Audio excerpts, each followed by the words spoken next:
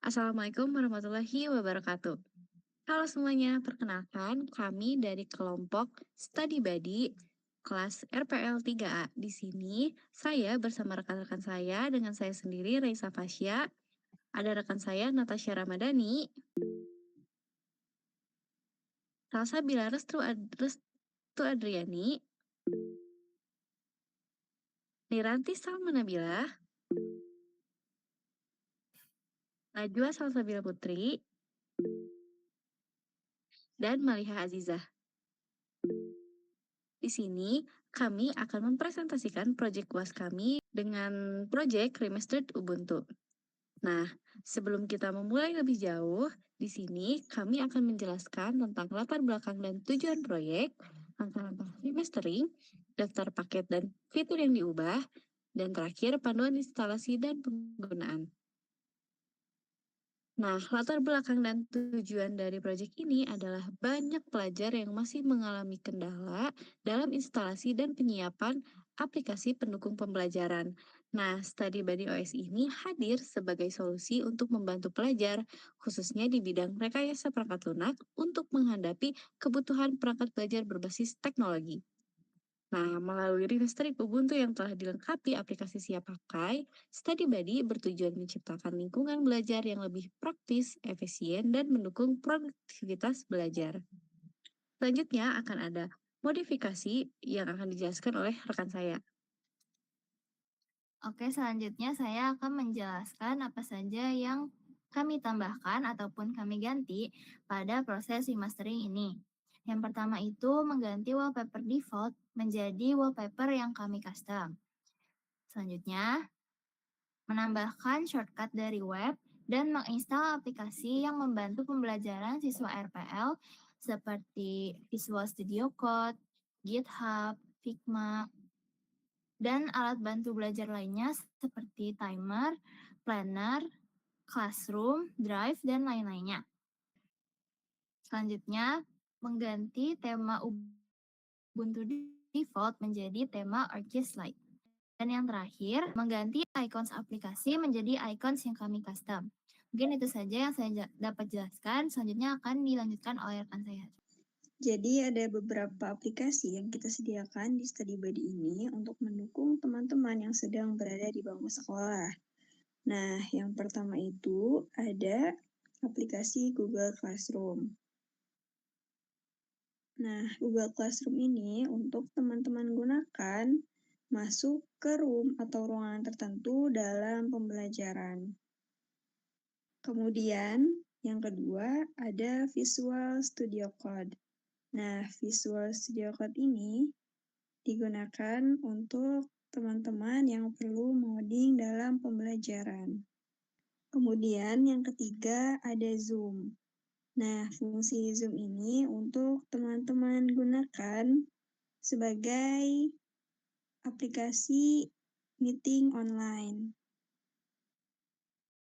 Baik, aplikasi selanjutnya adalah ada Google Drive, di mana aplikasi ini tuh digunakan sebagai media penyimpanan yang berbasis cloud, bisa dibuat jadi penyimpanan tugas dan proyek-proyek dari pengguna. Lalu selanjutnya ada aplikasi Pomodoro Timer, di mana timer ini tuh untuk membantu pengguna atau pelajar yang menggunakan OS ini untuk manajemen waktu belajar dengan metode Pomodoro, yaitu belajar dalam interval waktu yang tertentu dan diselingi dengan waktu istirahat. Jadi dengan aplikasi ini tuh pengguna itu meningkatkan fokus dan mengurangi kelelahan saat belajar atau mengerjakan tugas.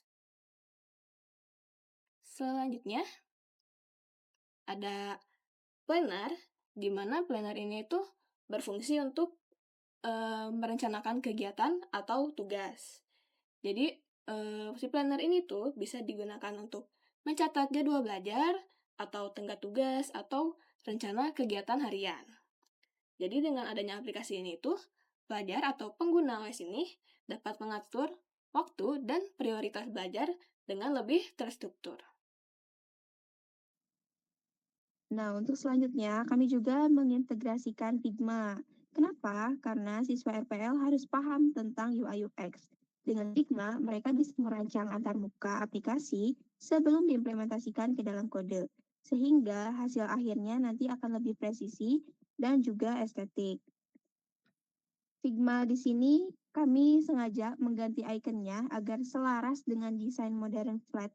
Tujuannya agar akses ke alat desain UI UX-nya itu terasa lebih seamless dengan estetika keseluruhan. Jadi transisi dan dari desainer ke developernya tuh terasa lebih profesional seperti itu.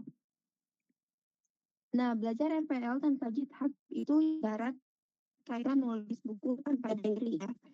Jadi kami sediakan GitHub pada sistem ini agar siswa itu terbiasa dengan version control system. Tujuannya supaya mereka itu bisa menyimpan portofolio kodenya secara cloud, juga berkolaborasi dalam tim dan belajar alur kerja industri profesional sedini mungkin. Sama seperti yang sebelumnya, kami juga mastering ikonnya. Di sini kami sengaja mengubahnya menjadi lebih menonjol agar nantinya tuh siswa selalu ingat untuk melakukan push dan juga commit setelah selesai mengerjakan tugasnya. Selanjutnya, kami juga menyediakan aplikasi Spotify di dalam distro kami. Mungkin ada pertanyaan ya, kenapa ada Spotify di dalam distro untuk belajar? Sebagai programmer, kita butuh deep work. Di sini kami sengaja memasukkan Spotify untuk menemani sesi coding siswa. Musik atau playlist terbukti bisa meningkatkan fokus dan juga mengurangi kejenuhan saat harus mencari bug berjam-jam di depan layar nantinya. Oke, selanjutnya kita menyediakan aplikasi Google Chrome, yaitu sebuah peramban web yang digunakan untuk mencari materi, mencari sumber-sumber untuk belajar, dan lain-lain. Tentunya ini sangat dibutuhkan oleh pelajar. Untuk aplikasi buat komunikasi, kami menyediakan Discord yang merupakan aplikasi komunikasi yang bisa untuk lebih lanjut seperti mengirim file besar atau menyediakan channel juga. Yang terakhir, kita menyediakan aplikasi WhatsApp yang tentunya sangat bermanfaat untuk media komunikasi yang merupakan media komunikasi yang sudah umum digunakan oleh orang-orang saat ini. Langkah pertama untuk menginstal ISO Study Buddy, pastikan sudah mendownload file ISO-nya. Selanjutnya buka virtual machine, lalu klik new dan input virtual machine name sebebas yang kalian mau. Selanjutnya klik specify virtual hardware, lalu set base memorinya menjadi 4096 MB. Dan number of CPUs-nya menjadi 2. Selanjutnya, klik specify virtual hard disk dan set disk size-nya minimal 40 GB.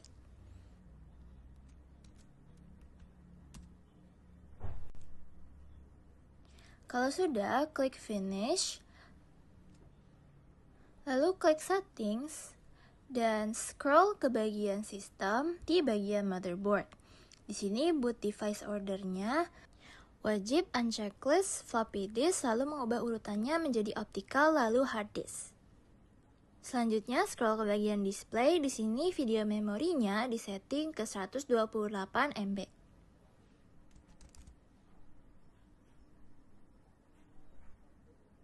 Selanjutnya scroll ke bagian storage, lalu di sini ada tulisan controller IDE dan di bawahnya ada tulisan empty. Di sini kita bisa memasukkan ISO Study Buddy yang tadi sudah kita download. Setelah semuanya sudah disetting, klik OK lalu klik Start untuk memulai virtual machine. Seperti ini tampilan saat sudah masuk ke virtual machine-nya dan bisa langsung klik install Ubuntu. Setelah itu ada keyboard layout. Di sini saya menggunakan English US. Dan klik continue, lalu masuk ke updates and other software. Di sini kita menggunakan minimal installation untuk mengoptimalkan storage yang ada. Lalu klik continue. Di bagian installation type-nya, klik erase this and install Ubuntu, lalu klik install now. Setelah ada pop-up muncul, langsung saja klik continue. Kalau sudah, kita set waktunya. Di sini ada di Jakarta dan klik continue. Setelah itu, kita membuat akun pengguna. Di sini bebas mau isi apapun itu untuk menjadi akun pengguna di StudyBuddy OS.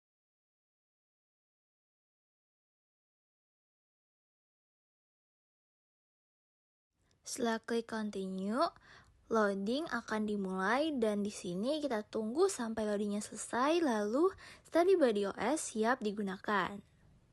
Oke, baik. Terima kasih kepada rekan-rekan saya yang sudah membantu menjelaskan tentang proyek UAS ini. Sebagai penutup, proyek ini menunjukkan bahwa melalui kustomisasi tema, icon, dan wallpaper, tampilan antarmuka Ubuntu dapat disesuaikan agar lebih konsisten, nyaman, dan sesuai dengan preferensi pengguna.